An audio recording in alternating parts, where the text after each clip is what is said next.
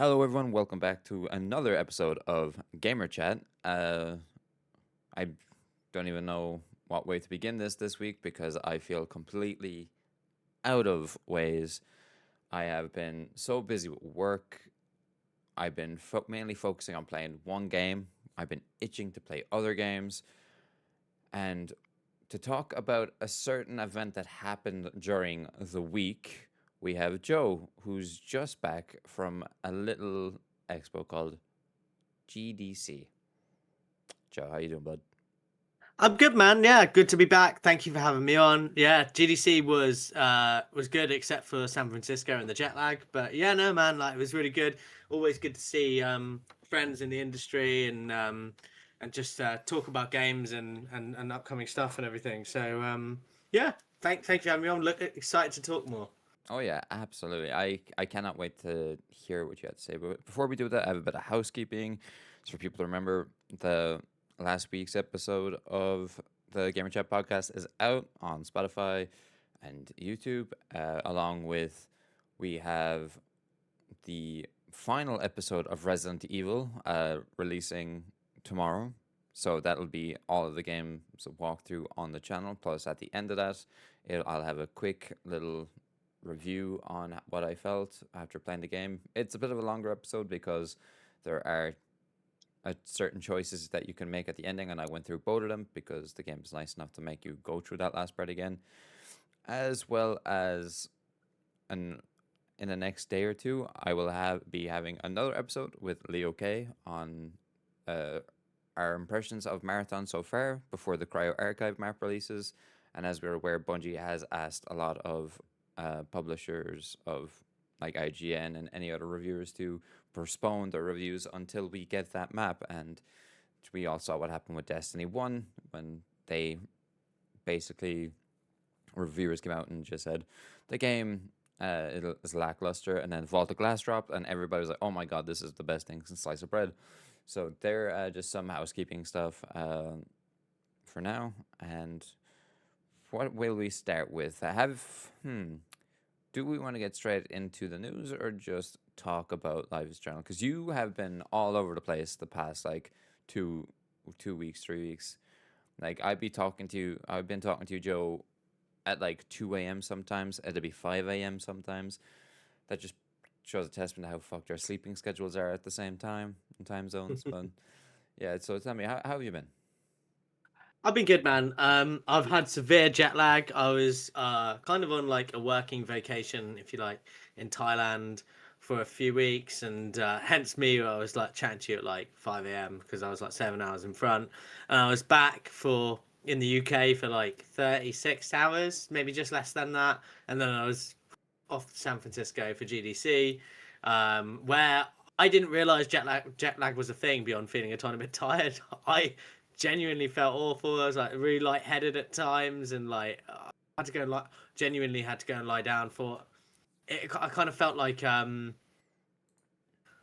god, yeah, like you like I was actually ill. Like it Yeah. wasn't good. But yeah, really good, man. Some had some really interesting conversations like with publishers and stuff like that. Despite GDC being comparatively quiet, um, that's not because that's not a gaming thing. That's a San Francisco thing. So Yeah. yeah, very excited to talk more about that. But yeah, and just in general, like all the because there was loads of news breaking like even before GDC, if you remember, we were like talking about this whole sort of like because obviously we were messaging being like we've got loads to talk about talking with the whole um Xbox thing, which by the way I don't have any inside information on, and if I did, I would be under like NDA and stuff like that. But I can tell you a tiny bit of feedback that I got from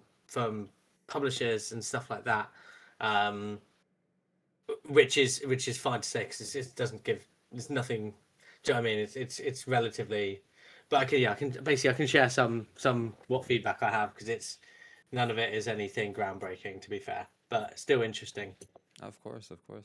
Like that's it's good to hear. Like we will be chatting about GDC and what the future is for some gaming hardware and stuff is. But before we even get into that, all right, I want to talk to you about one or two things. All right. So, I I went to my local Smith store yesterday morning. Okay. Yeah. And I went to pick up the brand new PlayStation controller. There's like three of them. There's like a glitch blue, or they're like pop neon green was the one I got. And Mm. and there was a guy at a counter waiting, and I knew who this guy was. And I was basically like, do I say hello to this guy? And I'll tell you why in a second. And I was waiting for the click and collect to come true, and the woman goes, "Oh, David," and then I was like, "Yeah, yeah, here." And he also turned because his name is David, and I knew that. And then Right. I just made a joke, wrong Dave, and he was kind of surprised that and then he was like asking me, did I want to take a picture with him, and I said, "Oh no, no, it's okay. It was early in the morning. I have look like death after work, and something to talk like I was like something to talk about and have memories that I had at least a good solid 10 to 15 minute conversation with this guy. This is an Irish YouTuber by the name of Dahi Mm. Nanogla. He is pretty big. Do you know content creators like Vanos's crew? Man, I that rings a bell, but I feel like I've been so out of the loop with just the content creator space lately. I only pay. To be fair, you're one of the few I pay attention to still. Just which is a bit of a shame really, because I used to love listening to my to like the game community and stuff. But yeah, no. Anyway, Yeah, I digress. but No, like it's a short Vanos, answer. but Vanos crew is basically they are a few YouTubers that basically all they do is play games. They're well known for playing GTA, like doing fun games inside GTA Online. Mm. Also, Gary's Mod. They used to do lots of stuff there. Dahi Ninoga, he's got like almost 8 million subscribers on one channel and like a few million on another channel. And I was just talking away to him for ages, and it was just amazing to see that there was just like someone very well known, like in Mm. the community, in the YouTube community. I was just chatting away to him for a bit, and I was kind of starstruck at the same time. But at the same time, I want to ask you this question: is it bad that I said no to taking a photo with him? Because he was like, "Oh, do you want a photo?" And I was just like, "Oh, no, no, no, no, thank you, it's okay." Because Uh, we were inside the Smiths, and I didn't want to make it seem like a big like deal where I didn't want other people bothering him. I just wanted to say that I was really happy with his work throughout the years, and I've been watching him since I was like in secondary school. No, I don't think I don't think there's anything wrong with what you did. To be fair, man, like some of the egos that people get and some of that probably like did wonders for his ego. Um, uh, I'm not saying that he's egotistical, by the way. I'm not. I don't know him. All I'm saying is that, like, sometimes it's nice to have people be like, oh, I don't want to. Do you know what I mean? Like, Yeah, you obviously showed like you were, a fan and stuff like that. You don't need to have a picture with them necessarily. Also, people have got to bear in mind that not everyone, like, people have different security levels of how they feel about themselves and stuff like that too. Like, I'm sure he gets it. Like, oh yeah, don't no, think so. he's a very down to earth guy. Yeah, yeah. Very religious man. He has a family and stuff like that. He's I would say it's nice that he offered. To be fair, like it is really, it's different when you ask, but like, yeah, if he, it's nice that he offered. yeah, Like, yeah. But it was just so weird. I was like, wasn't expecting to see like I knew that he lived in my area, mm, but I was like, oh, okay, cool. But it's just the fact that I randomly bumped into him when I was getting a controller because he was looking for some Pokemon packs for another big streamer in my area, Mr. Gibbon. Shout out. He is pretty big at the moment. One of the Irish streamers. Got like a few million followers on his socials. Also, he's a big streamer. So they usually kind of team up a good bit, and they're kind of in the whole scene right now. You know, the Pokemon collecting. yeah, mate, I'm properly into that as man. I dropped like a serious amount of money on vintage packs, which I opened in my local Pokemon card store. Um, pulling some great hollows actually from the old Team Rocket packs, the jungles and the base set. So yeah, it was a lot of fun. Nice. I'm all over that. I'm all over that. I don't I hate watching it sometimes because gives me all the The itch. FOMO. Yeah. But, yeah. Like I'm Yeah, so happy I'm that there. I don't Here for feel it. that. I'm so happy I don't feel that, dude, because I'd be so broke. Yeah, yeah. It's a poor man's game, I tell you that. And I mean, to be fair, I do have a heavy pack of fossil here unopened and stuff, and like or a load of McDonald's boosters as well, which are just unopened and stuff. But like sometimes, its problem is when you go down there on a Friday afternoon or something, or on payday, and you just think, open some vintage packs. Yeah. Yeah, no. I but since but I was just like cuz my partner was like, "What took you so long in the store?" I was like, "I just met a really famous content creator that you'd never heard of." And she was like, "Yeah, no, no." I was like, it's a big deal for me because I used to watch him growing up. But I like and later on in work, I kind of felt bad that I didn't get the photo afterwards. I was like, I don't know if he thought I was rude for just immediately declining. But then Nah, man, just say to him like, listen, like, I didn't feel my best that day. Like now, and you owe me a photo. yeah, You did offer. yeah, Like, it is true. yeah, man, yeah. But enough of that. I know this is a gaming podcast mainly, but I need to ask how you're feeling about football lately. How are you with Liverpool? Hmm? Uh, How's God, the are, less said, the better. like ye are currently what on the table? Like ye are yet to play. Is it later today? You're currently sixth, just 1 point out, or not 1 point. Oh, you're actually on the same amount of points as Chelsea for the last European spot. So, and their next game is Arsenal or Newcastle, as yours is the wonderful and the gift that keeps giving Spurs. So, Yeah. there's a chance that you could be popping up there this week. Yeah, I mean, look, I hope so, but at the same time, I don't have high hopes. Um, I think just as he was coming good, we got Verts injured. I don't know. I'm I'm struggling watching Liverpool this season. Like um we're not playing exciting football unless you support the opposing team. Um, to be fair, it's a little bit. We made a lot of new signings. I do. I'm not one of these like manager out guys, but at the same time, I do think he's on borrowed time. Um, I don't want to. Yeah, I don't. We've got a lot of new players in, a lot of them from abroad, and it takes a little while sometimes to settle. Mm. I'm willing to sort of just get behind the team and stuff like that, but at the same time, it is painful to watch.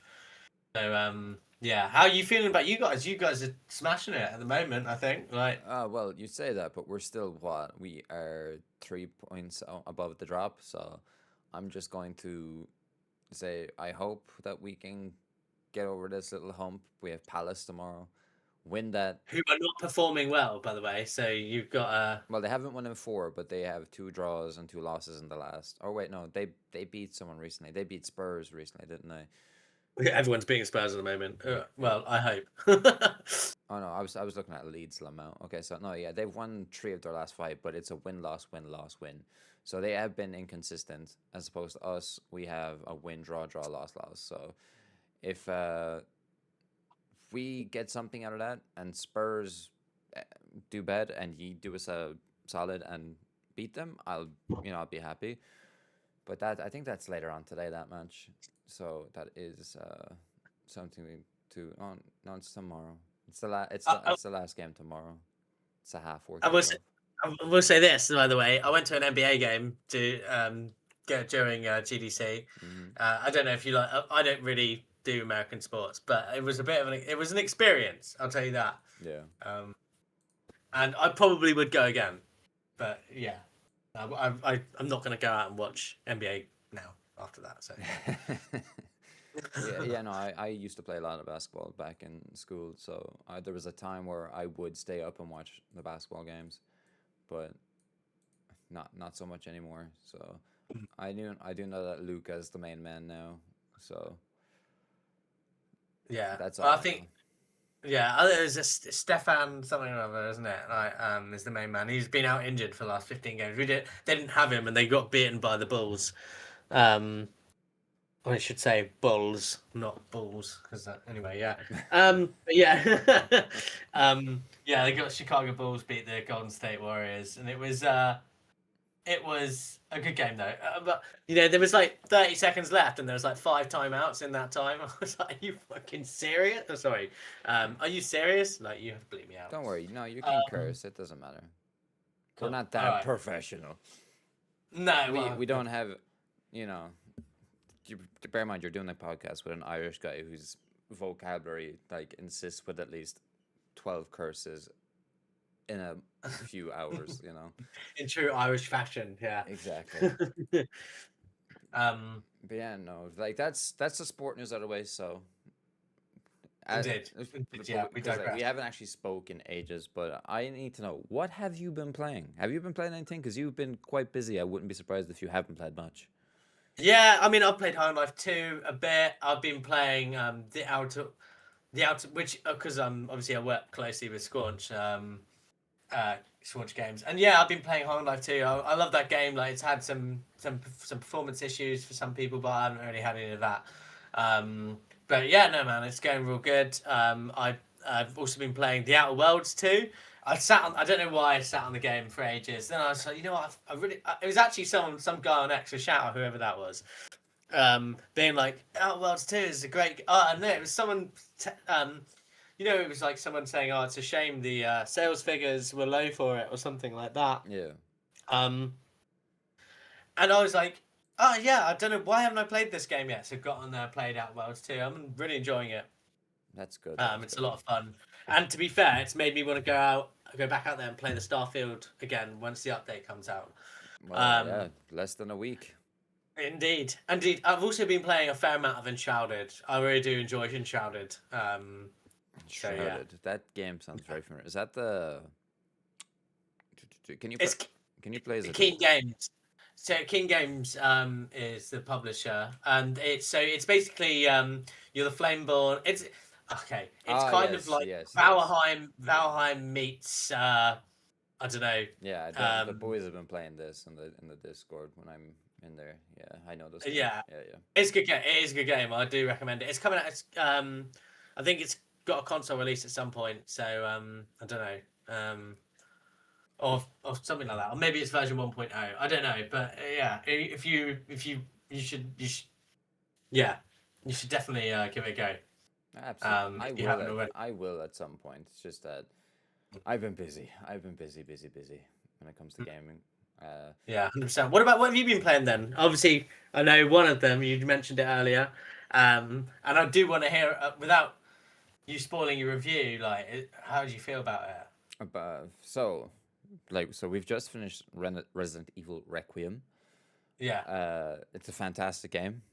I'm Mm. currently on my second playthrough because I felt like I had to rush through this game after like towards the back end of it because of a little small game called Marathon that I've been waiting on, and you know, We've spoken a lot about that. Yeah. yeah. Yeah. So, but Resident Evil Requiem, all I can say is it is the one of the best, if not the best, in the series. The story can get a bit loose and like crazy sometimes for people who aren't really who haven't really been following the entire story of all the other games.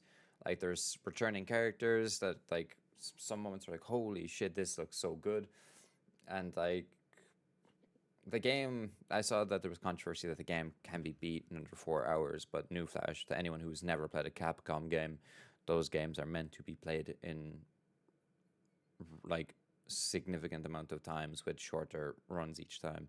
Like there is a trophy that's defeat the game in under 4 hours, and like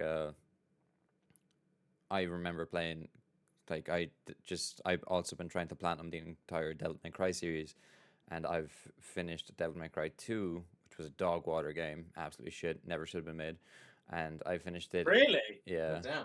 and I finished that in like 2.5, 3 hours also, and like Yeah. and like you can speedrun all of these games in quite a short amount of time.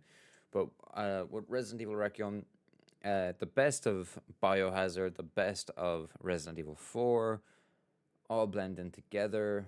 Um, Leon is just a badass character. Mhm. Uh, Grace is fantastic. What else would we say? I don't like as I said at the end. There is two endings to the game. When I played it, I played through both of them. I was absolutely gobsmacked by one ending, and then there's another ending, and then I was like, ah, okay, this is much better. So I don't know. Wow. So hopefully it's a case where they give you the option, but obviously one ending is going to be canon, because they have announced that they are making story DLC for the game. Mm. So I will be there day one when they release that. What else I've been playing?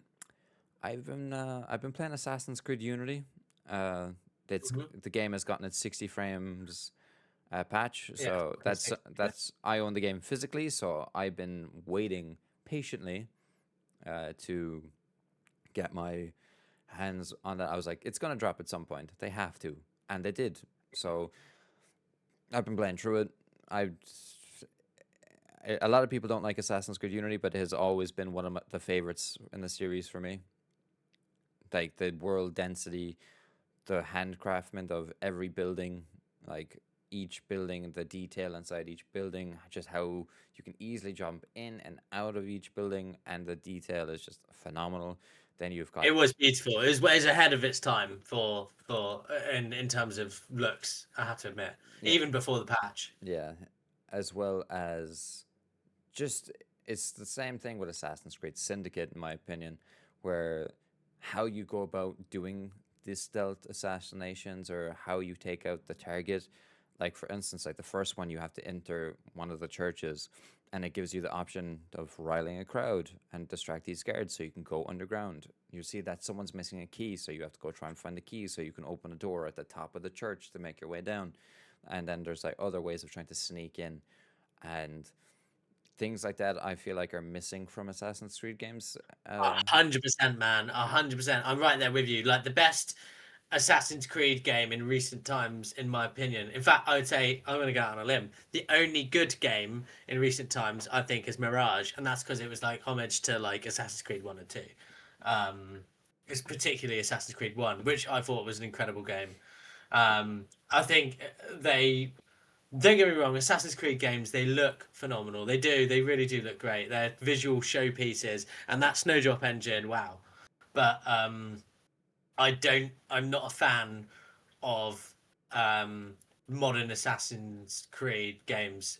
To be honest, since Valhalla, I think. Maybe even before that. No, since Valhalla, I'm not big on the whole open world Assassin's Creed. Oh, me neither.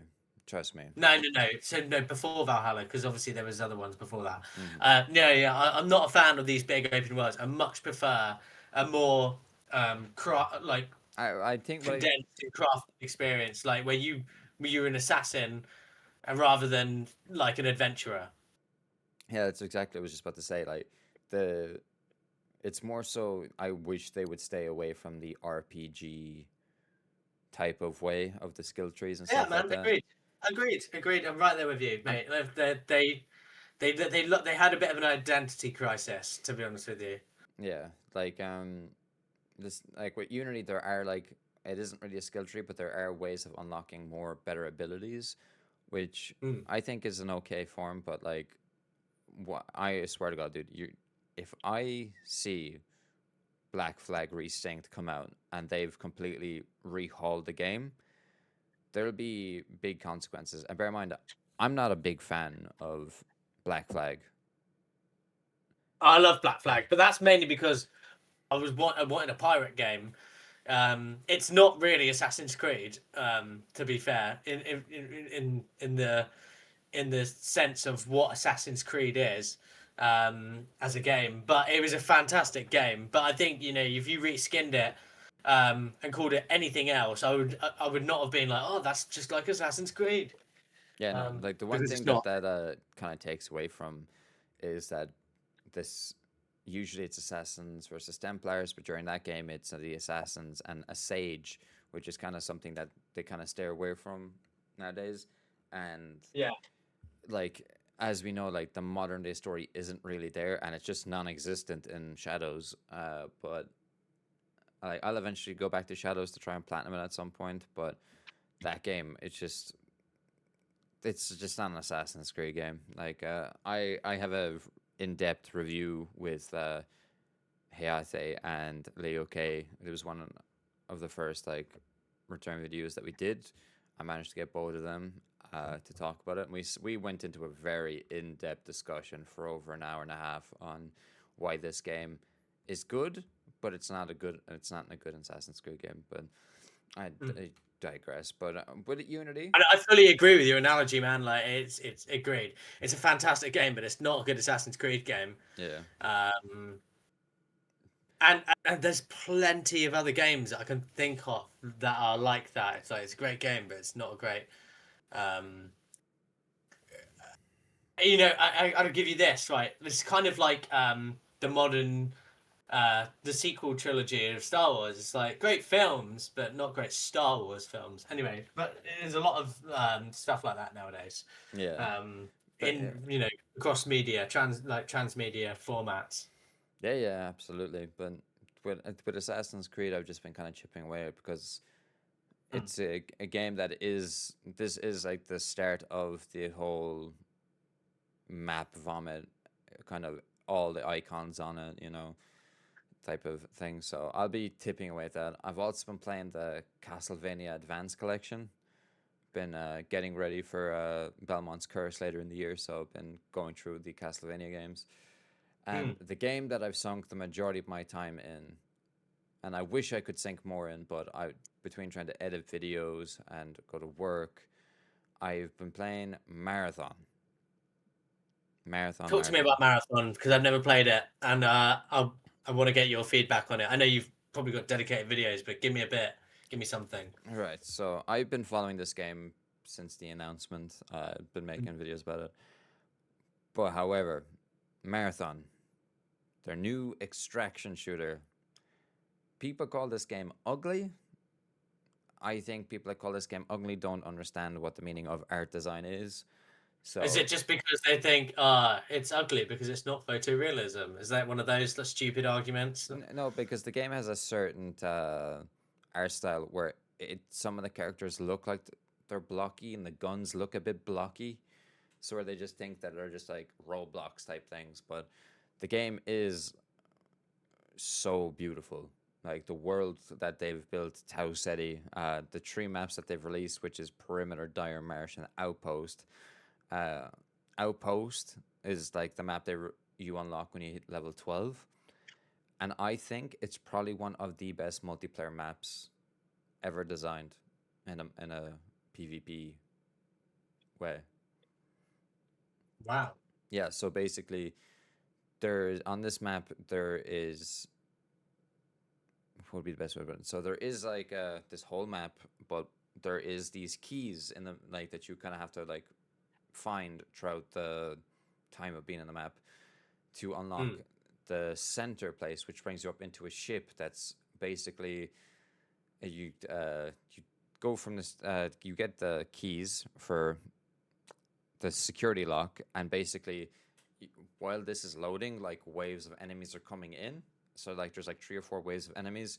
Then then the door opens, and then you go up to an elevator. So you can do this either by yourself or with a trio. I really hope they add duos because I'm sick to death of wiping out two people just to be wiped out by the one other player that they have an advantage of us. But anyway, so you Yeah. basically you take the elevator, you go upstairs, and you're basically in a brand new map, and you have to like that's where all the best loot is in the game, or like in Yeah. that map, I should say.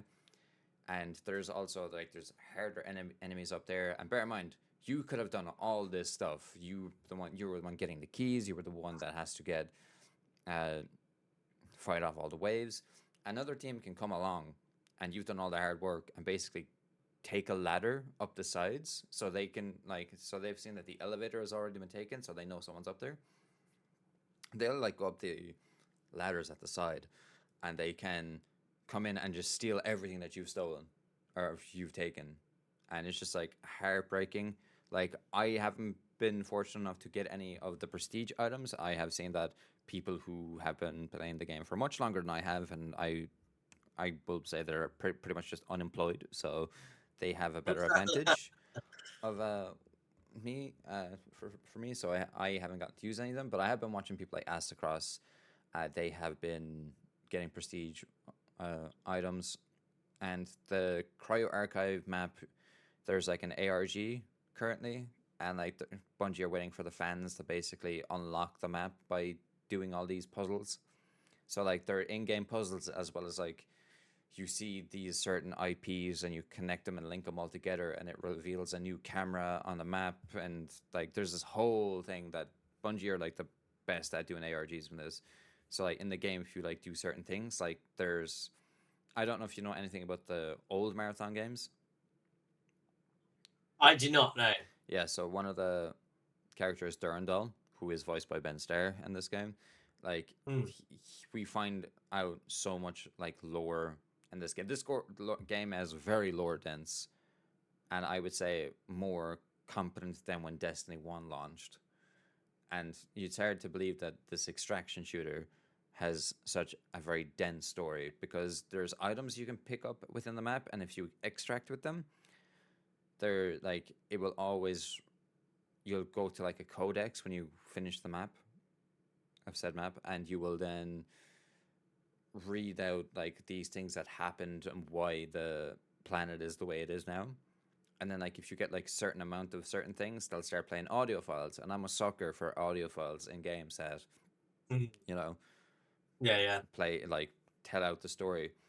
And it is so good. The game like Bungie are the best at gunplay. Like they're just hands down since Halo 1. Like they've just Hmm. been phenomenal, and that hasn't changed one bit. They are the best at what they do. There is 6 runner shells and 1 rook.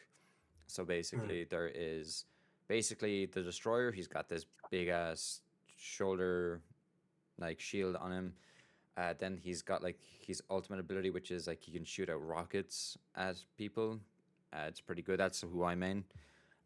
We've got uh, Vandal, which is like this super fast character that can like bop people off the map depending on what they do. She's like a really fast character. I haven't used her that much, but she sticks out like a sore thumb on the map.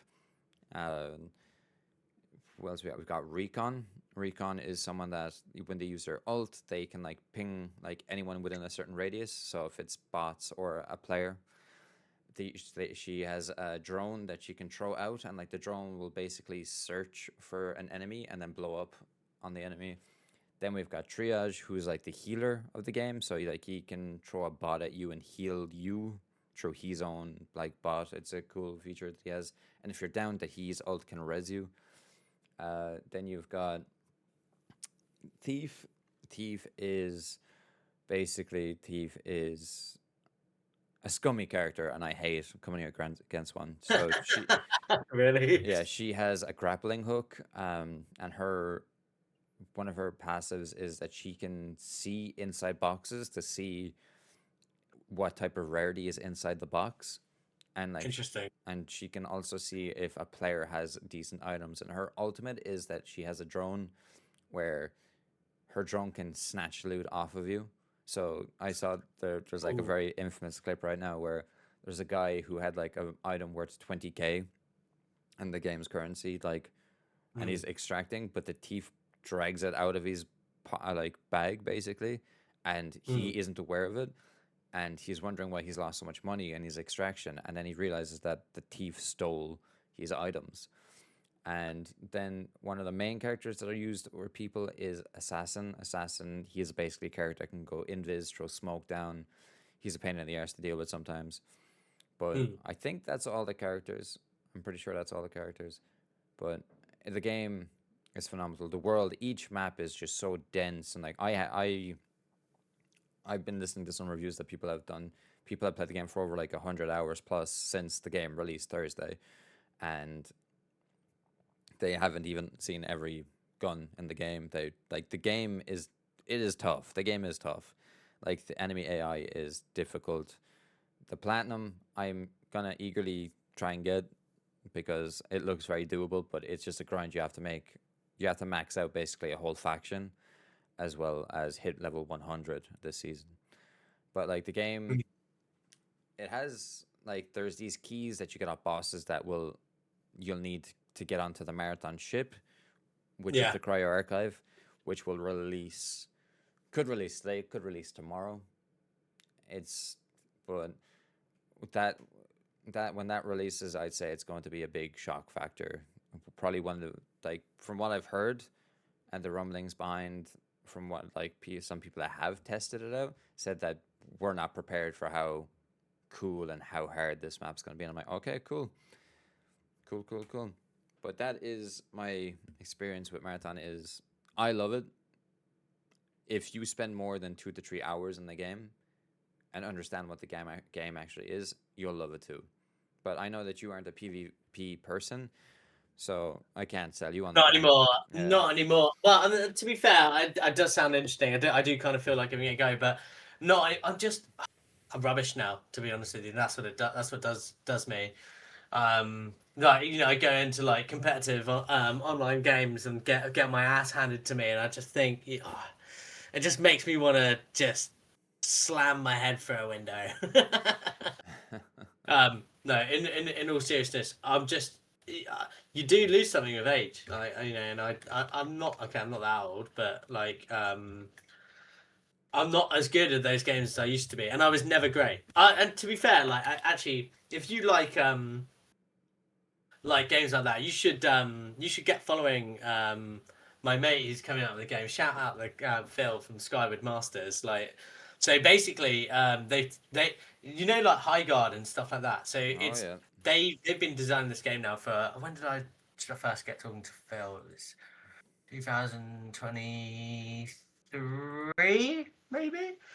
Um, and they basically they've taken the concept of Bed Wars and like basically put like a hero shooter over it. The maps are small like Halo, um, and it's carnage. Like you have to it's the same concept of Bed Wars. Like you have to um, capture the middle and stop and kill the other's base basically. So or their respawn point if you like. Mm-hmm. Um, it's a lot of fun. I've hello. Yeah, yeah, I'm there. You still there? Yeah, yeah. Yeah, yeah. So my phone, my PC just like went. The screen went turned off.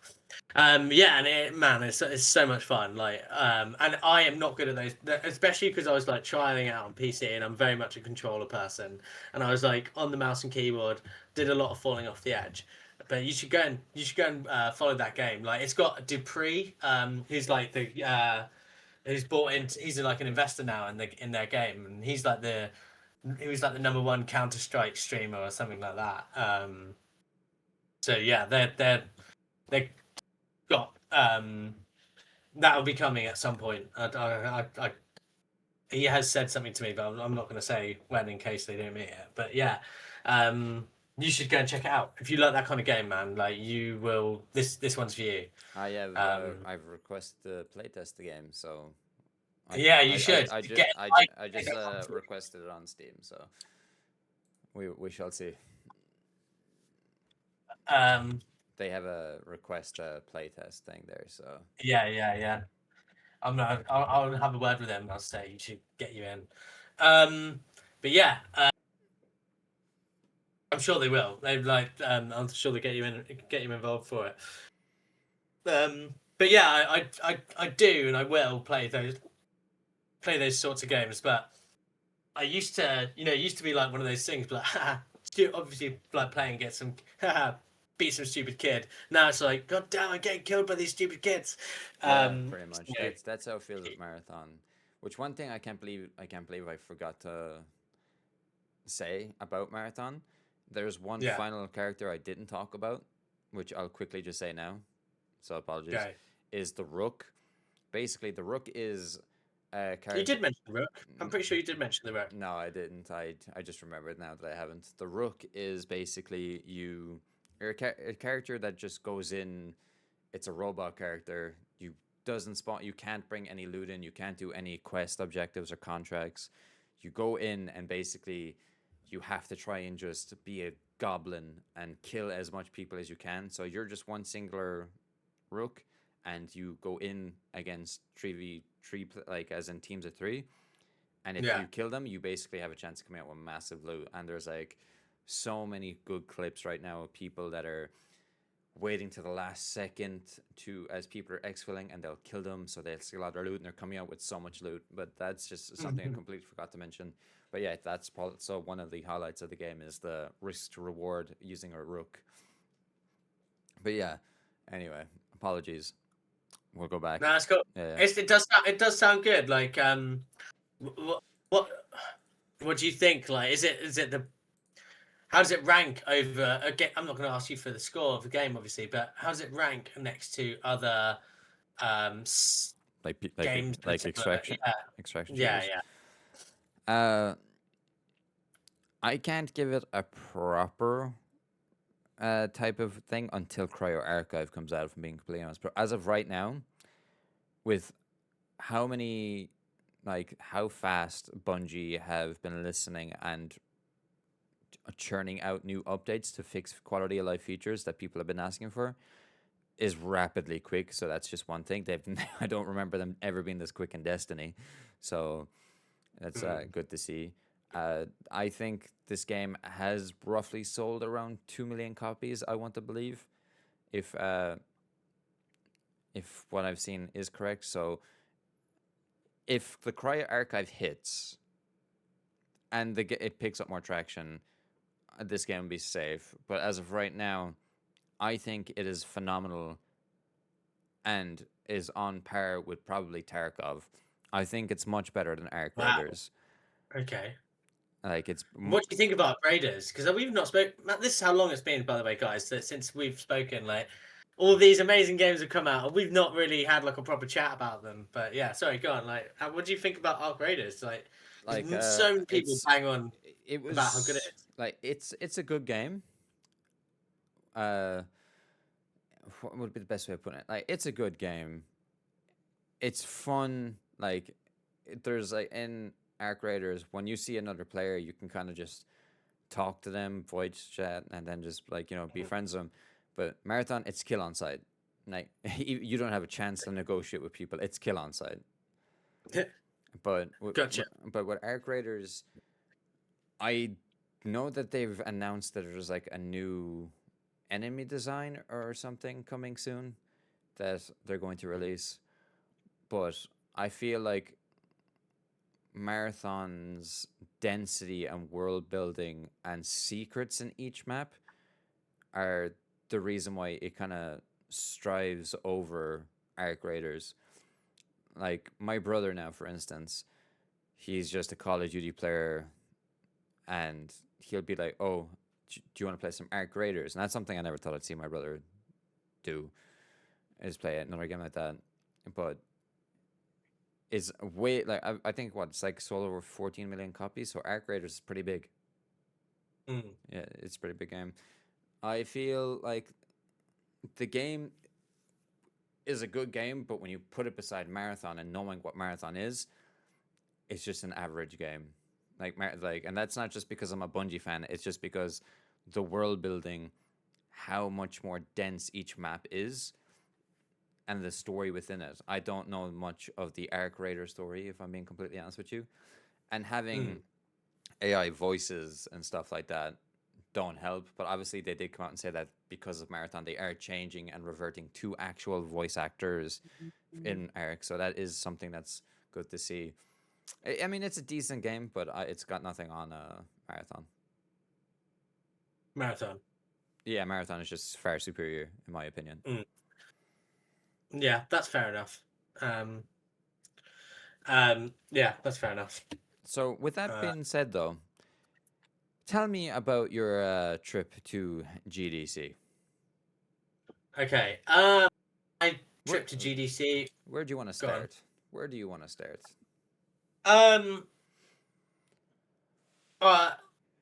God, it's difficult. Let me just give you like a general feeling from within that I got from within the gaming industry.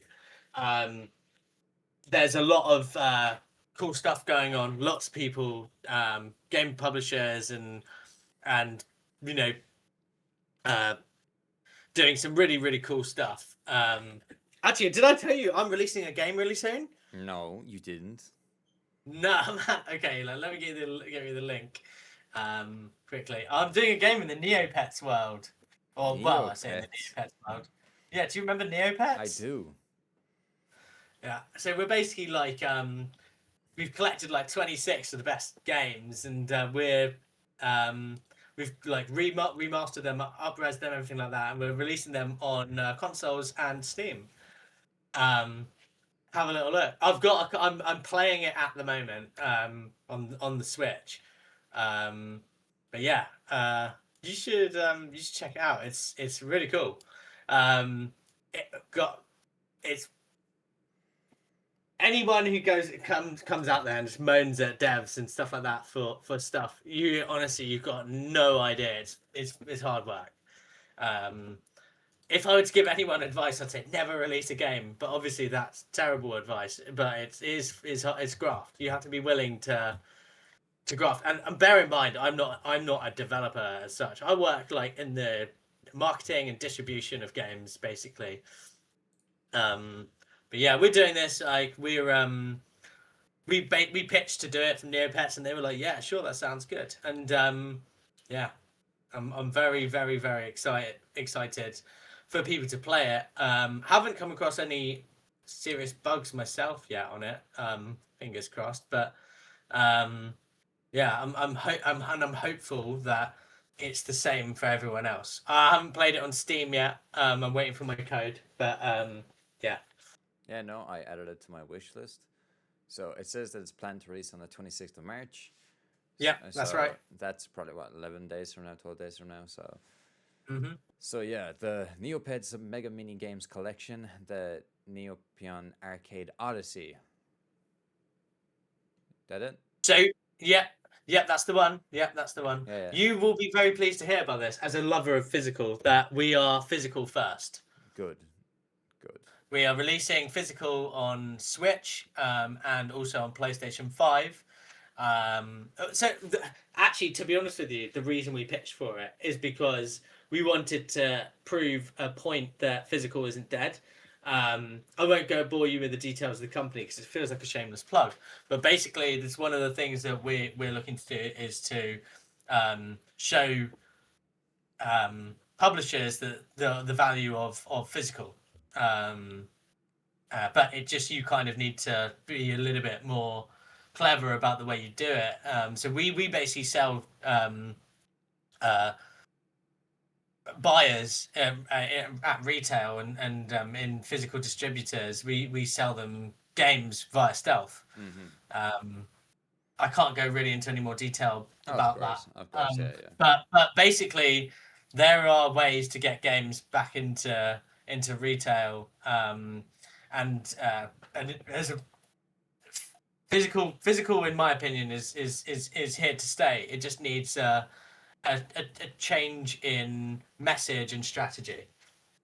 That's all I'll say. But yeah, so going back to what I was hearing, how I felt about GDC. The games industry has got some tons of cool stuff coming. Like people are still invested in it, and there is a positive feel overall amongst a lot of people. Obviously, I know there's been layoffs, and there are still a lot of issues in games. A lot of those layoffs, by the way, people can attribute to the fact that there's a lot of publicly traded companies out there, and that's one of the ways they keep pumping the stock value. Basically, it's like, oh, how can we be more profitable? Oh, yeah, let's sack some people. But there's a lot of cool and positive feelings within the industry. That being said, GDC was very quiet this year, even compared to last year, which was quieter than the year before. But I'm pretty sure that's more to do with San Francisco. than it is To do with the actual. the than it is about the people can't make it because of X Y Z. Yeah. Yeah, and probably there's a degree of politics in it as well. There's a lot of political people in games. Mm-hmm. Yeah. Yeah, I do agree with that statement because you can't go anywhere now without politics being involved, and indeed. so so Yeah, sadly. as you were away, like we did hear that the new head of Xbox said, "Oh, we will hear more news on the Xbox console in the upcoming week at GDC." And boy, oh boy, were they correct! I didn't expect them to show as much information as they did, but they released a little teaser trailer for the new Xbox, which is called Project Helix, and basically they have confirmed that it is an Xbox console that plays PC games also. It's powered by a custom AMD SoC, and it says co-designed for next generation on DirectX, next gen ray tracing performance and capabilities, GPU direct work graph execution, and then it goes on about the AMD SFR Next and the Project Helix, and talks about all the new next gen stuff there, and then talks about the deep texture compressions. So they went into a bit of a little like jargon talk when it came to It's all marketing, that kind of stuff. I've learned over the years, yeah. like whenever they talk about this kind of stuff, it's all just marketing, really. It doesn't mean an awful lot. And let's just wait and see. To be honest with you, Absolutely, because yeah. if I'm honest with you, I don't think even this generation, the PS5 and the Series X, we've seen even anywhere near to Oh, absolutely, um, yeah. what these machines are supposedly capable of. I don't think maybe that's to do with some problems with Unreal, which I have heard, by the way, is like that they are a thorn in the side of many devs. Unreal Engine 5, but um, yeah. It's all marked. I'm excited. By the way, I will say this. Like me, well, both of us, we love Xbox, and I do. And certainly before GDC, you and I were both talking, man. Like we were very, very downcast on the whole situation. I don't know if you saw on the thing, you could still see PS4 and PS5 in there. I'm Um, literally looking at a photo yeah, now in those where it says slides. Yeah, in those connect. It slides. says connect to any platform. It says connect to any platform. Cross platform is the future of Xbox ecosystem, and it shows identity, multiplayer, game data stream, economy, live ops, and it shows broad industry support. Then it shows Steam, Nintendo Switch, PS5, Mm-hmm. PS4, Unreal Engine, Unity, and more. So Yeah, it is going to be interesting to see, and as we are both aware, that is, I think we talked about it at one point. I can't remember, but PlayStation has pulled back on exclusives.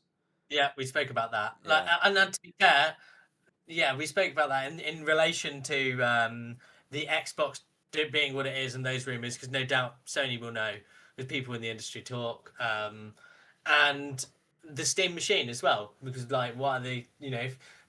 If you probably because obviously Steam are now venturing into the console space, which is very much what PlayStation will see as their their intruding in their area. mm-hmm. But also, I mean, like if you were going to be able to play their games on your Xbox, then immediately they would snuff that out anyway.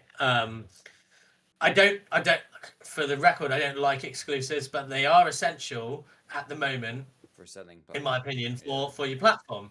And I do think that all of this like stuff and recommitment from Ashley Sharma, she said some really cool things, but I do not think that I personally am not. I'm not going to pick up the new Xbox, like unless I've got a extra whatever it is floating around. Like I may as well just play on my PC, which is very good.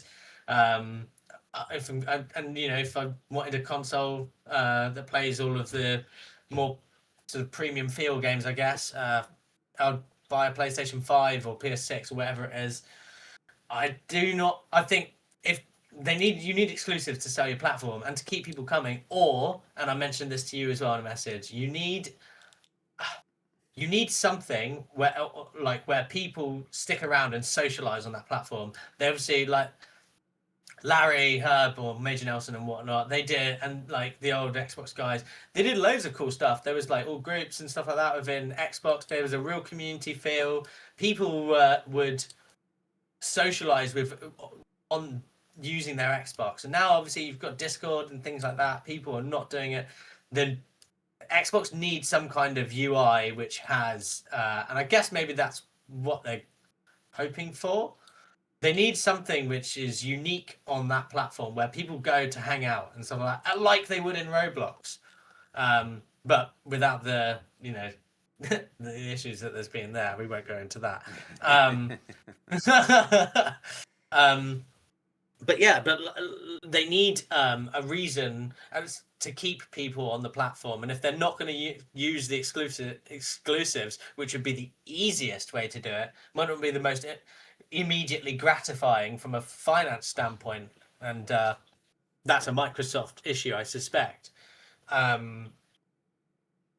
Yeah, I can also I can also verify what I've heard from people, no one inside Microsoft, but former Microsoft people, that like there was issues with the whole multi-platform approach, and certain people, and there were some issues with Sarah Bond and stuff like that. I don't know. I heard this all outside of NDA and from other people and stuff like that. I've never no one inside of Microsoft, obviously.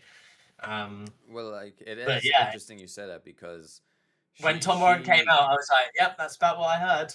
but like I've also noticed that she was the one that came up with this is an Xbox, and now if you look at anything, they've It's completely gone. they've removed that entire marketing phase of this is an Xbox. Yeah, I mean, don't get me wrong. Like, I understand it. Like, I got it, but it's not it's not clear. And to be fair, like it just together with the whole sort of fully multi-platform approach, it was just a disaster. In my opinion, it's I don't know. I didn't see any results of it, but I'm guessing by the fact they've canned it so quickly, it's not like I don't. Well, I mean the sales of Forza Motorsport Horizon or Forza Horizon 5 on PlayStation is any indicator that like why they I makes me worry about the Xbox's console exclusivity. And you're not. And here's the thing: you're not the only one. I've spoken to developers, and I won't name any of them. Um, but none that I'm. To be fair, none of them that I'm particularly close to. But I've heard that people are worried about and I am too now. Like about the long term Goals, future yeah. of the Xbox platform, because there's no reason beyond being locked in from your library, locked in with the DRM and stuff like that, that there's no reason to for new people to buy an Xbox. And if the platform doesn't grow and shrinks and shrinks and shrinks, what's the point in building the box in future? Which is You something have I spoke to you about, where I said that I'd be surprised if this console even launched, or I think they should drop the console entirely. But I feel like after this one, I feel like there won't be any more, especially depending on how they don't do much something. If they don't do something, like I said, you know what? If they create some kind of gamified pl- uh, community platform, Mm-hmm. then then there's hope for it, even without the exclusives, um, because the kids will go there and stuff like that, and that will be very much the future of the platform. But I don't think, but it would have to be something significant, to be fair. And I just don't. I think they've got a great technical team there, um, and and they're great engineers. Like the Xbox Series X was fantastic, Absolutely, yeah. but their multi-platform strategy is is very short-sighted. They needed to, and I was told, by the way, I was told Matt Booty gets it. He does. He gets it. He understands, and maybe there's hope. But I don't know. I don't know. I don't know. I have no knowledge of where it's coming from. But I suspect that it's a Microsoft problem. In that they need to see ROI on all these things that they've purchased and the investments that have gone in, and it's like these people do not the wider Microsoft incorporation Yeah. does not understand gaming. Gaming is so nuanced. It's not just your general software, cloud, blah blah blah blah blah. Where all the like multitudes of stuff they do. It needs time. You need a whole generation like what happened with the PS3 to like build up good faith and curate a cadence of good games, which they're starting to get to now, to get people to come to your platform. And then like when you will start to see it at the next generation. But they sacrificed all of that potential to chase a buck, which is thanks shareholders, I guess. Yeah, for me, I will die on this hill that Game Pass is the reason why Xbox is no longer what it was. At the first, Okay, at the start, we were like, "Oh yeah, fantastic, best value in gaming," but it was never sustainable. We saw that it wasn't. They wanted to reach a goal of at least 100 million current. someone said to me at GDC, they were like, and I won't say who, but they said to me, they were like, "Yeah, we don't really want to launch on Xbox now without a Game Pass deal because the sales aren't there." Yeah, which is completely valid. Like, and we see that. I think so. You're right. I honestly, dude, like you are right. I love Game Pass for clarification. Oh, me I too. love I it, love it. Yeah. but As a consumer, yes, but if you're thinking it as a business model, it's not sustainable. yeah. I mean, to be fair, I think even then, I think they would struggle. But I will say this though, like right, so that if your console platform is shrinking and your console subscribers are the ones who are the most highly monetized or on your ultimate platform on your Game Pass Ultimate, then what do you think is going to happen if your console platform shrinks? Your Game Pass subscribers are going to shrink, Like, and your higher paying ones as well. So it's literally like I hope I'm wrong. I hope I'm wrong, and I feel like this is the most downcast I've ever been on. on I've always been Xbox. very Come on, very positive on you've Xbox. always been the more positive one of I've between us always two. been, but I like the last 6 months has really made me think. Oh boy, yeah. Anyway, I hope I'm wrong. There's new hope. There's fresh leadership, and rather than be and I for the clarification, I think Asher Sharma could be really good for Xbox, and like I don't think you necessarily have to be in gaming Oh, as long as absolutely you're not. willing to listen to people and who understand the nuances of gaming. And you know what she did? She was really good for Meta and stuff like that, Yeah. and so which is exactly the kind of eyeballs she's competing for. She's competing to bring people's eyeballs off that and into the Xbox. Fair play, totally get that.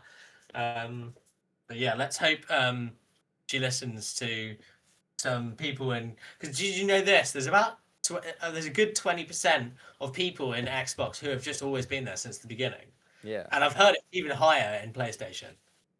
As in So developers or 20 just like as in the actual people in the industry?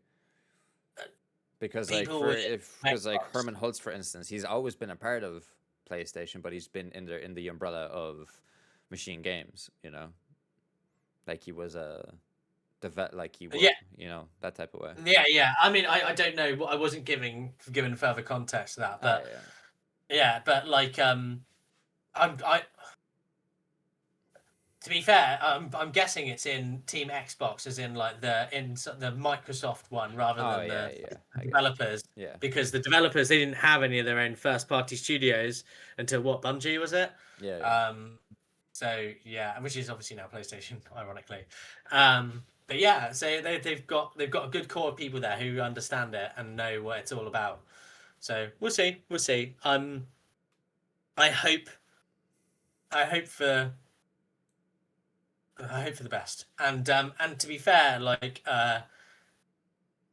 there's a I do I worry about the longer term of PlayStation, because I know for a fact that Sony, I know from having a conversation with them actually, that there's this that there are they are slow to stuff, which, well, we all know this, but we've seen it. Like they are slow to stuff, but they are fortunate that they are um they've got a very, very, very strong and stable platform, Yes. which and yeah, and they've got more nostalgia and everything like that. But yeah, All right. we'll see, we'll see. Yeah, Um, like for me, I have been thinking about it. Like, obviously, I spend all my nights baking and I listen to podcasts, and I just go to parts of my brain where I'm like, I wouldn't be surprised if I see Xbox no longer becoming Xbox. Just see it. For instance, I don't see Xbox Game Pass on PlayStation. I see Microsoft Game Pass on PlayStation. Uh, I feel like if it's a case where they want to hit a subscriber limit and for it to be sustainable, I think things like that would happen, where they drop the Xbox brand name. But it's kind of hard to say that right now, especially it with. would be under PS Plus, wouldn't it? It'd go under PS Plus, and then Microsoft would get a royalty for it or something like that, and they'd consider all of those people subscribers. It'd be some That's the way. That's the possibly, way. That's the way you do it. Like it would you'd never be able to call it Xbox or Microsoft anything. but at the same Um, time, what like I think about, because of uh, the amount of games, for instance, like last year alone, that were Xbox Microsoft owned. So you had things like Oblivion, Doom, Call of Duty, all these things, and like, was it they like Xbox gets 70% of that, and 30% of that is given to PlayStation. So, Ridiculous. which I think works like Well, and benefit for both. It's because of the amount of sales, even just from Forza Horizon, which is how many years old? 2 or 3 year old game. oh yeah, I mean, Forza Horizon 5 came out maybe even a bit longer ago than that, man. It came out when Halo Infinite came out. Yeah, so 2020, 2021, Yeah, maybe. goddamn, over a 5 year old 5 years. game. You Yeah, know, yeah, yeah. so 5-year-old game. I mean, to be fair, like 5-year-old games going there. I mean, the issue is that because Microsoft have been so inconsistent and stuff like that over the years, um, people will wait now. oh, Um, absolutely, absolutely, and people will wait. People that's will wait, and they'll be like, oh, it will come eventually and stuff like that.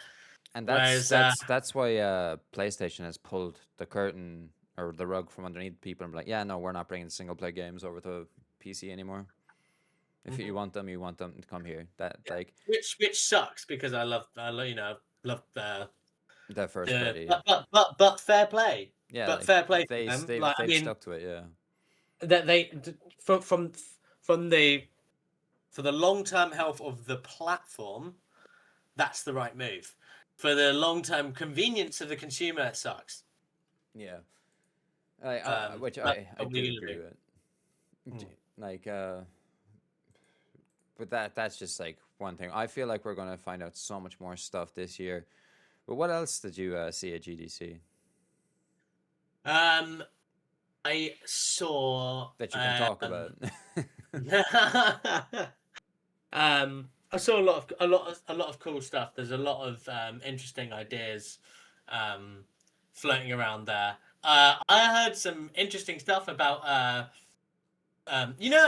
about the blockchain. And I, by the way, this isn't like NFTs in games and stuff like that. This is a blockchain platform whereby your digital copy is on the blockchain. Is this Um, the kind of new format so that they're going with, where it's like, uh, you own your PC copy here and you your own Xbox? your PC, and you're not reliant upon this Yeah, the servers getting turned off. You'll always be able to play, kind of like GOG or GOG. Um, yeah.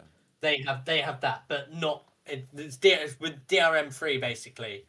Um, so and so do I, and because also that is the future of the resale market, or the pre-owned trade-in market on digital allows you to do that still, whereas you're locked in when you buy a license. Okay. Um, Yeah. so yeah, heard some cool stuff about that. Um, there's oh god, sorry, I'm trying to think about which stuff I'm allowed to speak about. Tricky, I know. There is a lot of publishers with with upcoming games. Um, they're like big ones as well, like big and small. But uh,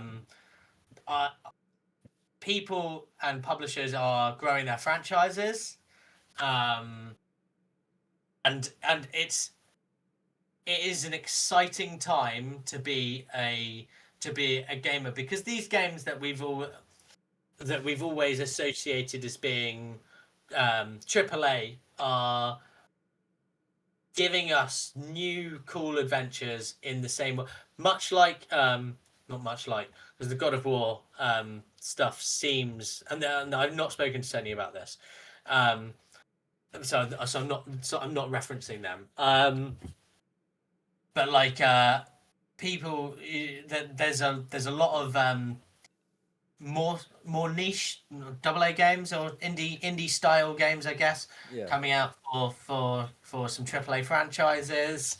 Um, there's Insider Gaming doing this isn't news as such. They've already announced it, but Insider Gaming are doing like a new showcase by the looks of it. Mm-hmm. But for indie titles and stuff.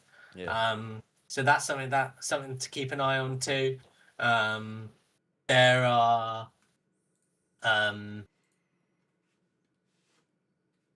yeah, there are, and this, there are a lot of people looking to invest still in games. Oh, absolutely. Um, And yeah. There are. It's just it's one of those things whereby it's it's not as hard as you think to get. I mean, hell, someone gave us cash to make a game.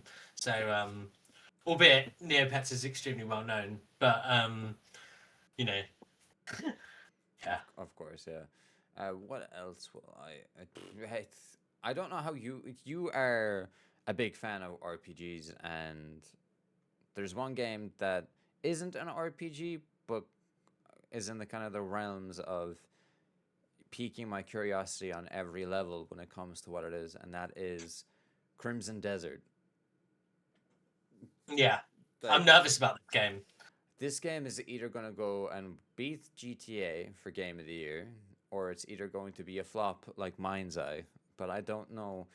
It's hard to say. I agree with you. I'm 100% behind you on that. It's either going to be like gangbusters, game of the year, like amazing, or it's just too good to be true, and it's an over promise and under deliver type scenario. I will say this though: if it is that, I do think it will come good. A lot of big games like that end up coming good, even if they launch like a bit of a wet dishcloth.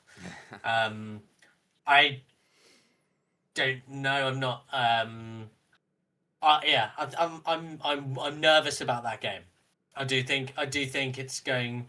I have a funny feeling, based on nothing, that it's gonna launch a little bit flaccid, um, but we'll get there in the end. Yeah, Um, like I feel what like about you? What do you think? the very minimum amount of Xbox and PlayStation information we've seen is a bit worrying. Like the only information that Digital Foundry have released is anything that is on the PS5 Pro, and there is a significant jump between the PS5 and the PS5 Pro. I feel like there will be people that's just how the internet works nowadays, where they will take things out of context and show one or two bugs and make it seem like that's what the whole game is. But this entire game is, there's way too much to just say off the bat. Like, I've been watching the deep dives and say, for instance, like, the game is a farming simulator game. Like, I can't even put into words how much depth is in this game. But like, as we know, it's the type of game that it's like Breath of the Wild, but in a realistic manner. Would be the best way I can put Yeah. it. Uh, there's three playable characters, like, but the main one is Cliff that we'll be using.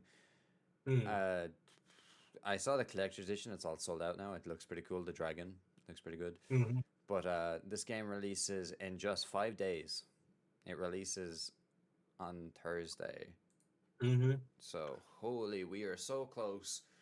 I don't know when the review embargo is going to go out, but I'll be keeping a close eye on it. I'm going to be picking up for my own curiosity, if I'm being completely honest with you, regardless of reviews, because I've been following the game for a good while now. So Yeah. that'd be.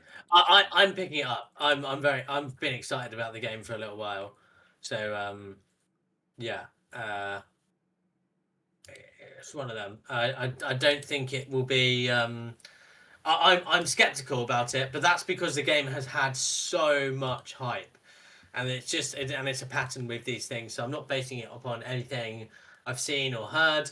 But I am excited if it delivers even on like on half of the stuff. Like you know, it's it's gonna do great, and I'm very excited for it. So yeah, we'll see. Yeah, We'll see. yeah, Time will tell. yeah. No, we Um, have so many games still to be announced for this year. We have so many games to be released this year. It's gonna be a fun year. I'll tell you that much. A fun year. yeah, indeed. Yeah. There are a lot of games coming from various publishers, big and small. Um, so I'm pretty sure there's going to be some interesting announcements in the Summer Games Fest. Oh, absolutely. So yeah. Well, in fact, I know for a fact there will be. Um, and there's also going to be some good ones, obviously, in the upcoming Xbox Summer Showcase 2. Again, I'm afraid I can't tell you guys any of those, but there are some cool games coming. So keep your eyes peeled. And Dave, and I know ones that you will be very excited for. I I'm pretty sure I will be. I'm Mm, pretty sure I will be. It's, mm. so if there is a game that is announced, that is currently announced, okay, what game are you most anticipated for this year's release? Fable. I'm so excited for Fable, man. I know that's feels like a bit of a cop out, but yeah, definitely Fable. I'm really excited for it. I think Microsoft is stupid, or Xbox is stupid not to um, keep that as an exclusive. But I'm, whatever. But yeah, I'm so excited for that game. I was a big fan of the original Fable 1, 2, 3 was all right as well. Um, I I think Playground look like they have absolutely nailed it. Um, and yeah, I can't wait to play it. I'm so excited for the the the dynamic systems in play there, the choice and consequence. It feels like a real like a real RPG that I'd like. The game looks absolutely beautiful. Having Richard Ayoade in it as well is fun as the giant. Yeah, I was very He's like surprised with that.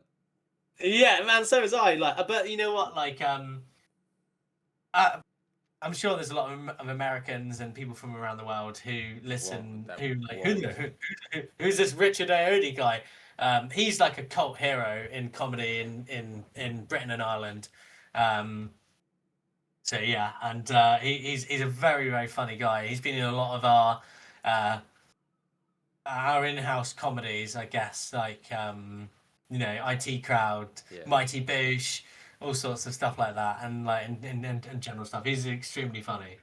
Um, There's one thing that does worry me Go. There's two things that worry me. Okay, first of all, that the Americans will not get the humor because they probably didn't watch like the Office style of cutbacks and things like that. Like they'll only Yeah. be more familiar with their one than the British one, as well as the fact of basically how very CPU intensive the choice and consequences are going to be for the game. Yeah, but don't forget, it's not Unreal 5. It's in Forza Tech Engine. Yeah, it's true. That's true. So let's hope that. Well, that's actually, I'd be very interested to see how that goes, because if that's a hit, I wonder if there's other studios that'll pivot away from Unreal Unreal, 5 as someday. they should, because there Yeah, seems to be so many that is a problems. space. That engine space needs some competition. Yeah, You know what I'd love to see? PlayStation license out the Decima engine for like non-PlayStation studios. Yeah. That engine's incredible. The technology you have to give it. Whoever like the designers of the Decima. Who was it? Was it the? could you? Who owns that engine? The engine is owned by Jesus Christ, the people that made Horizon. Why am I forgetting? Machine Uh, Games. Machine Games. yeah. Machine No, Games. that's not Machine Games. That's Horizon Zero Dawn is. on the Decim engine. Is it? They own the Decim engine. That for Kojima. Okay. Yeah. Okay. The Horizon games. Yeah. Are on the Isn't Decim. it Gorilla? Isn't that Gorilla? That's yes. Sorry. That I meant. That's what I meant. Yeah. I said Um, machine because there is dinosaur machines in the you're game. thinking of id Software. No. I Yeah. actually meant them. I forgot their name. Yeah. Okay. Fair. You're one hundred Yeah. percent correct. Yes, that is who I actually meant. Apologies. Mm. There's too many Yeah. devs now, but yes, that is the Yeah. the It would be cool to see some more. I like some engines, some more engines get used and stuff like that. Obviously, like Ubisoft's Snowdrop engine is an incredible engine as well. oh it The is. Dice is an engine like from EA. That's a really good one too. But like they're all in-house ones. I wonder if that's like a thing, like license out the use of your engine and stuff. Like, It should I be wonder if more of that's a another common thing. Yeah, revenue stream, like for the industry and stuff like that to help it grow and stuff. Maybe. yeah. Um. Anyway. Yeah. What about you though? The same question back at you. What did you ask me a minute ago? And I went down a bit of a rabbit hole. No, And no. I then... asked you most anticipated game, and mine. Yeah. See, okay, you're gonna be a bit annoyed at me. No, never. No, I don't think Fable is releasing this year. Mate, I've no opinion on it. Oh, I tell you what. Can I just add one quickly? Of course, Everwind. Have you seen this game? It's like Minecraft mixed with Valheim. It's by Bohemia Interactive. I have. It's coming. Yeah, I've seen this. Yes. Yeah. It looks Anyway, yeah, I'm really interesting. excited for that. It does, yeah, it does look really interesting. But go on, you. Like it would be Fable as well. I love as same things yourself. Lion Gate Mm-hmm. made the fantastic trilogy, Bar 3. Uh, I want to say Fable but at the back of my mind, it just says Fable is being pushed to like an April slot or something or a March, like in my head. But other than that, it's from sheer curiosity. I just want to see what GTA is like. Yeah, That's just from here's the thing. And I'm gonna make myself a fair amount of enemies here. I'm not massive on GTA. yeah. I think it peaked at San Andreas. I really didn't like GTA 5. No, sorry. I really didn't like GTA 4, and I really did, and I didn't like GTA 5 either. Yeah. Don't get me wrong. I think what they did for that game is genius. The way they kept it going, and the upgrades they did to the game to visually to keep it looking relevant is nothing short of heroic. But I know I've complained to you about Rockstar Jank. I've since come round to the Rockstar Jank, to be honest with you. Yeah. I just I didn't love the characters. I did not love the characters in the most recent GTA, and I think I think it peaked at GTA San Andreas. Like GTA Vice City as well, fantastic. And GTA 3. Um, the characters, I loved them, but I just didn't vibe with them. That's just me. But yeah, I'm not That's looking fair. forward to GTA. And to be honest with you, having seen some of the stuff, it makes like the whole sort of it makes me like the modern day sort of Miami look. Like it just makes me vomit. It's just not very. It's not me. It's not me. Like when I It's not. say that I'm Not excited and curious about it, is mainly for the fact that this game is going to be over at least almost $1 billion worth of time and spent money and like money put into this game because of how long we've been waiting. I'm just curious what that actually would look like. But other than that, my highly anticipated game is I'm curious to see what Gears is. They said that's coming this year. They keep like saying that Gears is going to release this year. Mm. But if I'm fuck it, Fable. Fable is my most anticipated game. If it does Yeah. not I just What makes you think it won't come out? Is it just like the lack of what we've seen combat wise. okay? But I I don't know. I feel like we got a fair amount of combat, did we not, in we the did, in the but Dev Direct? we did, but I feel like it's not enough. I feel like from what we've Okay. seen, there's still so much more. Plus, there's like a lot of other things in it that you know I hope will be like there at launch, but I just feel like they might just push it a little bit just to have a flawless experience, especially with it releasing day and date on another console. But Mm.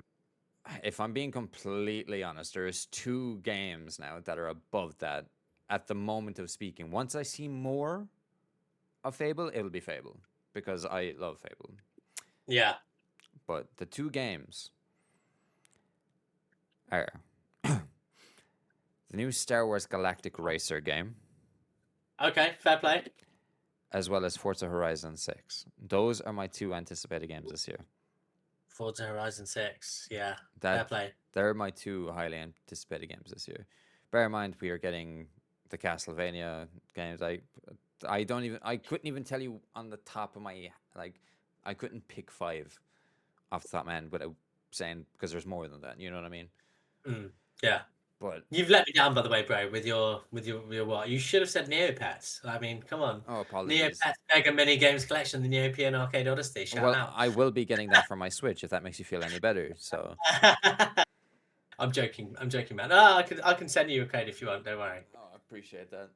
But No worries. no, I feel like Galactic Racers has a possibility of being good. It's gonna. I am aware that it is people that have met Burnout and Need for Speed. There are some of the devs that are working on it, and we're not Mm-hmm. getting a new Need for Speed anytime soon. So I'll take what I can for that itch. Mm. Yeah. But Yeah. but I want to say Fable because I want nothing more than to have a choice and consequence, earn Mm. everything, marry and Yeah. divorce many people, have many kids, be an Yeah. Yeah. absolute I want to asshole. channel my inner slag. Yeah, I want to absolutely just be an asshole in that game for my first Yeah, playthrough. yeah. Be the biggest asshole ever. Yeah. There is one thing we haven't really spoken about either. Like, and I know, sorry, we might be dragging on here, No, but no, no, I no. want to We haven't ask spoken you in about the whole forever, and we love talking about games. The one person I the love talking about games with is you. So Ah, you too, mate. Honestly, me too. Like the EA thing and the the as in the layoffs, not just that. So the the the merging. acquisition, Yeah, the the merging. acquisition, Yeah. the layoffs, and there was another bit of news come out of the whole EA thing recently. I just need to refresh my memory on that. Is it the Battlefield layoffs? Was it that one or something I don't else? think of it necessarily the Battlefield layoffs. Um, corporate shift. Yeah, maybe it was the Battlefield layoffs. Yeah, because it was the highest grossing or the highest fasting selling game last year. Is it something to do with the EA Sports stuff? Maybe. I am so out of the EA like sports thing. Me too, man. I mean, to be honest with you, they should just do like a 5-year annual new release and then like a $30 upgrade. Save themselves some dev time, because a lot of the stuff they add is for years and years and years it's been rubbish. Everyone just wants the new draft of all the different teams and stuff. Yeah. Except Formula One, they should just change. They should upgrade the physics and stuff like that with every new set of regs, and Yeah. then just change the teams around. Or unless there's a significant upgrade in CPU power where they can of consoles where they can have the lowest common denominator of physics that they can do upgrade. But it didn't do the most recent physics in Forza Motorsport didn't do it that do. Sorry, Genjo, didn't do it any good. Yeah. So yeah, yeah. I, but, hmm. But for me though, I feel like with EA, I feel like because we are so more knowledgeable, and I don't mean this as an insulting way or patronizing way, but we know so much more about the industry than like someone who plays FIFA or NBA, Mm. or or things like that. Like we, like if I ask someone who Stroud Zelnick was, they wouldn't know who that is. For Oh like right, yeah, things like that. yeah. Normies, yeah. Yeah, so I do feel like they have it's the same thing with Ubisoft, where Ubisoft has narrowed things down to make things more simplified from themselves, where there's only a certain amount of teams doing like Assassin's Creed now and the Division, things like that. But with EA, like if that merger hasn't gone through yet, has it? Or that buyout hasn't gone I through? think it has. I think it's Because I know now they've been. I think like they're trimming down the fat before they have a big sale, so they can make a bigger profit. and navigation a major structural shift. So this is what Google Gemini is saying. So take that with a pinch of salt, I guess. Yeah. Sorry, no offense, Gemini or anything, but as of March 2026, Electronic Arts is navigating a major structural shift, having announced a $55 billion deal to go private with investors including Saudi Arabia's Public Investment Fund and Silver Lake. Despite record-breaking success for Battlefield 6, the company has cut staff across Battlefield-related studios to align with future. So I think it has gone through. They're just, yeah, is undergoing a leverage. So no, it hasn't gone through. The company is undergoing a leveraged buyout to go private, with the deal valuing the firm at $55 billion, and shareholders expected to receive $210 per share. So it's still going. No, it hasn't gone through just yet. Yeah, no, they're trimming down the fat before so they can make a bigger profit when it does go through. Yeah. Yeah. So like that's what I pretty much gathered from it. But it is shitty. Like what even I'm still very salty at EA for not giving us a Dead Space 2 remake. I'm still salty at EA for canning Anthem. Just please stop. Nah. Yeah, no, yeah. I'll never forgets. That game was really good. In fact, no. It was ahead of I its still have time. to give in EA for not giving us another Future Cop, which is obviously I think in the Strike series, and that was only came out once on PS1. What they need to do is bring back EA Sports Big and then give us a new SSX. That's what we need. Or give us a way to play the old SSX games like Tricky, all that type of Yeah. stuff. You know what? They should give us an SSX Winter Sports or something like that, where or like a Winter Olympics edition or something like that, where they give us more than. I mean, because a snowboarding game nowadays, it's like it's not massive. Whereas if they gave us a load of other cool stuff, they'd get a I don't know. I don't know if that's actually a good idea, to be honest with you. I was kind of just thinking out loud, and Oh yeah, of course. I just want a new SSX game. That's something that I would like, but it has to be arcadey like the old ones. If I'm being completely honest with you. yeah. Like they did do that SSX one, like 2009. No, not 2009. Around 2011. It was okay, but it wasn't like OG. Like SSX stuff. But I hope I'm not keeping you from anything now. No, man, no. I mean, I've got some food to eat at some point, but no. Let's keep going. Like I'm just having a little look at the GDC page and making sure for EA and making sure I didn't miss anything. We can talk about some gaming news that dropped today if you want. Go on then. Like it's in regarding to Destiny. My beloved Destiny has lost 91% of players since Edge of Fate and 97% of players since Final Shape. Especially, How long's it been now since those? Like, it's been a while. Like this. well, Edge of Fate released, I want to say, in. I want to say March or April, maybe, of last year. Because, like, it was basically the start of a new saga for Destiny, but everyone kind of was like, yeah, we had our. Let's see. Oh, July. July is when it released. So July came, and then we had the Star Wars crossover with Renegades, which, by the way, was a fantastic one, and I really enjoyed it. Like, I played the shit out of it, but I don't play Destiny anymore. I've uninstalled it because I've been too busy playing Marathon. And when we finish this podcast, I will be playing an episode or two of Marathon. So, you know, but that's it's hard to see. It's disappointing to see that it's gone, and people are like, oh, you're prioritizing marathons. Like, yes, they have to. Sony bought them for quite a substantial amount of money, and now they need to invest it as best they can in this. Like, I think you have to wait some time, wait another 4 to 5 years, then announce Destiny 3, and everything will be forgiven. But, you know. Yeah. But yeah. I think they made a massive mistake in releasing Destiny 2, to be honest with you. Like, it's kind of like it's kind of like it's a similar issue with releasing Overwatch 2. You basically divided your player base. It just needed update. It's like Elder Scrolls Online. I know it's not quite the same, but you know, update.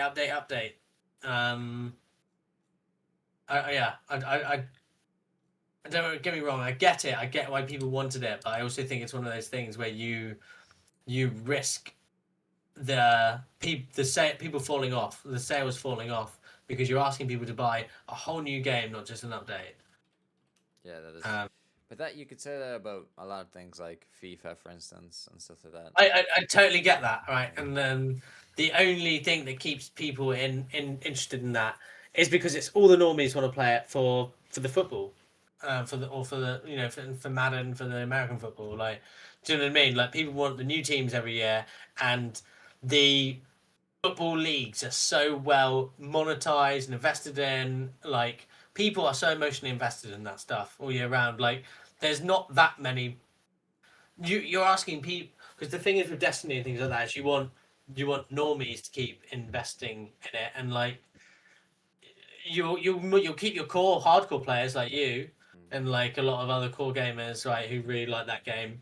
But if it releases in a year when those other gamers are busy, like, you're not going to bring them through necessarily,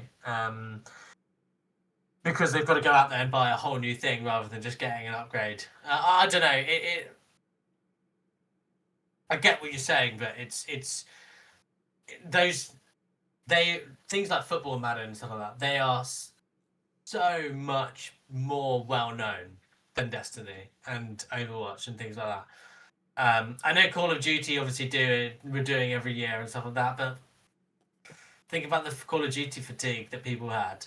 Oh, absolutely. Like, we're not gonna get a. That's one of the major problems with Microsoft and Activision right now as well, where the shooter space is never been more competitive, and they're going to need to hit a hard reset on Call of Duty. Like, they're going to be releasing Call of Duty Modern Warfare 3 this year. No, not 3. Yeah. Modern Warfare 4. Is it Modern Warfare 4?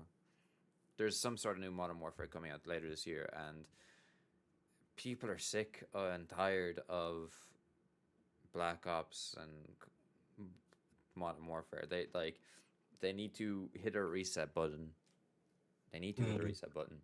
Otherwise, it's just going to spiral out of control. And they've got three different devs working on that, you know. But yeah, other PlayStation news that released about like 10 minutes ago is that PlayStation have launched an official website for Intergalactic: The Hectic Prophet, coming to PS5 from Naughty Dog. So that means that we are edging ever so close to the new Naughty Dog game, which would be the first game released since The Last of Us Part 2. I've, Wow. And that was many years ago now, wasn't it? that was the start of COVID, Mm. long time ago. Long, long time ago. Yeah. Yeah. Well, I mean, the series is going on without it, isn't it? Yeah. And Neil Druckmann, I think, isn't involved anymore. Yeah, he Uh, isn't. Like, for season 3, he won't be involved for the yeah, HBO Last a of Us. massive, massive mistake, to be honest with you. But I mean, season 2 wasn't anything to praise about from the no, people. no, I agree. But like, yeah, season one was absolutely Oh phenomenal. yeah, that's one of some of the best adaptation But work. but to be honest with you, I think the first game is head and shoulders above the second as well. Like, it's not just It's good, yeah, it's good. I mean, yeah, I mean, don't get me wrong. Obviously, yeah, the difference. The TV show was much more. It was so both were very highly rated in the first one. And the second season of it wasn't as good as what the game is. But yeah, um, yeah, I have to say that I do think that this sort of cross media opportunities and things like that is the future for Game a lot of these shows. franchises, and I think a lot of them. I think it's going to be one of those things where they need to figure out ways to do it. And cheaper. Like, may I introduce you to Cyberpunk Edge Runners? Like that Yeah. absolutely just revitalized Cyberpunk as like a third time, you know? Like obviously with when they fixed the red engine and stuff like that, and then the game obviously was much better, and then they went and released the Phantom Liberty DLC, and then it was even spectacular again. And then with the Edge Runners deal or anime, they had like another resurgence, gained an extra like few million copies sold again. So like, and we are aware that Sony and Amazon are currently in the process of filming God of War. Uh, Hmm. so that one may or may not be good. We will see. That one, the jury's still out on that one. Like, I hope it's Yeah. gonna be good. Mm. I hope so too. I mean, look, I do think there's a lot of say what you want about games and stuff. I know that like games and game people in games and gamers are very political, and then there's a lot of like so there's a lot of stuff there. There's also a case. There's a lot of bad writing in Hollywood too. Oh, absolutely. So like games will not necessarily. There will be a lot of things that don't translate, and it won't be because the franchise can't do it. It will be because uh, Hollywood can't make.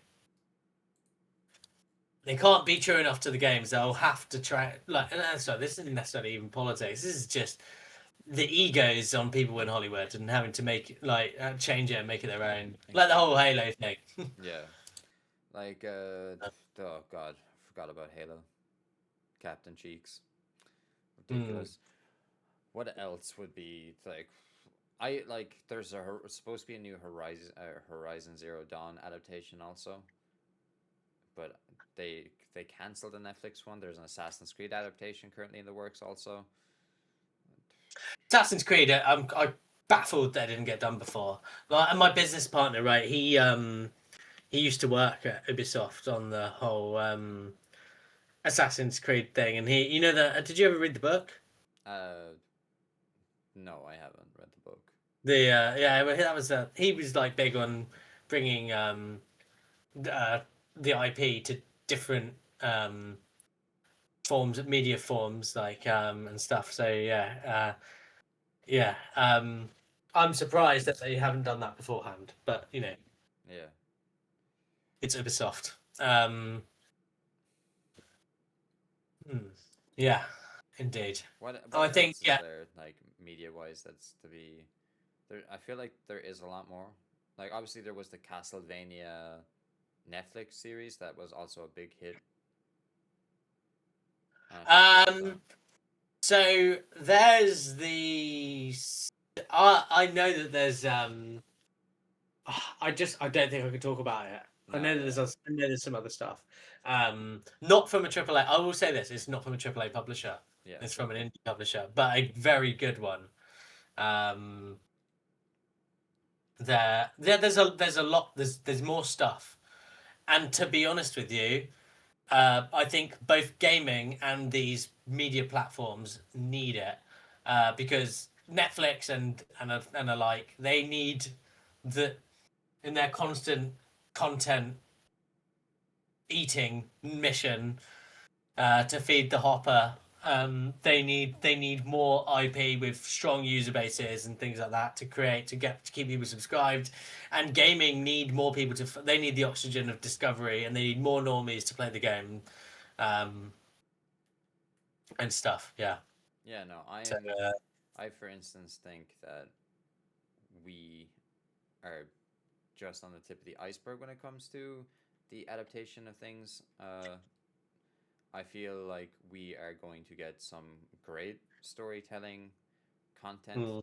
The question is, some of it's good. Like Baldur's Gate, we missed Baldur's Gate. That's coming. Yeah, but you know, And then the guy, I saw the guy on Twitter, and he was just like, sorry, X, whatever it is, and he was just like, yeah, we didn't know this. yeah, it's like Yeah. we didn't knew nothing about this. But Mm. that's also a HBO series, I believe. That's gonna Mm. be. I mean, HBO is pretty big. Like, I have some great shows. I've been watching a lot of Apple TV myself. I don't think Apple Mm. TV will get into the gaming space of adaptations. Yeah, well, the thing is, if Apple had their own IP, um, let's hope Apple never get into the gaming space in that way because it would be terrible. Yeah. You know, like anyway, let's move on from my disdain for Apple ecosystems. No problem. But yeah, I. There isn't a lot much more to talk about today, but we will be. I'd say we do need to talk more on another episode at some point after the Mhm. next few weeks because, or actually, we can come back and talk after the Starfield announcement next week, where they will Do that. Yeah. they will be talking about the PlayStation 5 announcement, and we Yeah. might By the way, there's a Digital Foundry have dropped another video on Crimson Desert. By the way, just so you know. another one. How long is this High one? end PC. It says high end PC's biggest visual upgrade: ray construction / ray generation. It is 11 minutes 45 seconds. 11 minutes. Okay, okay. I'll be looking forward to watching that with some food now in a bit. But Yeah. yeah, no. Joe, as always, I absolutely adore chatting to you about games. Mm. Uh, so let's go, and one thing I'm going to ask is, where can people find you? Uh, well, I mean, I'm not massively active in any real spaces at the moment. I suppose find me on Steam and Xbox and stuff. I'm Mopish Lawyer. You could also find me at the upcoming Neopets, shameless plug by the way, Neopets Mega Mini Games Collection, the Neopian Arcade Odyssey shout out. Please go and wishlist, and if you like what you see, buy. Um, other than that, man, catch me here. Hopefully, bit more frequently. And because we've got lots of stuff to catch up on. So Absolutely. yeah, thanks for having me, man. Always, bro. And as well as anyone, just a reminder that I'll be taking a few days break, but there will be more weekly uh, podcast discussional things on upcoming games. I will be taking a break to deep dive into Crimson Desert. I'll basically want to make a big review of that, but I feel like with that game, I will need some more just me time, not having to focus about any content because I'll just take myself out of the game. I won't be getting review copies, so I will be just doing it at my own pace. So I won't have to hit any embargo. So yeah, thanks everyone for joining. Leave a like, a comment. Tell us what your most anticipated game is, and we shall see next week. Peace out.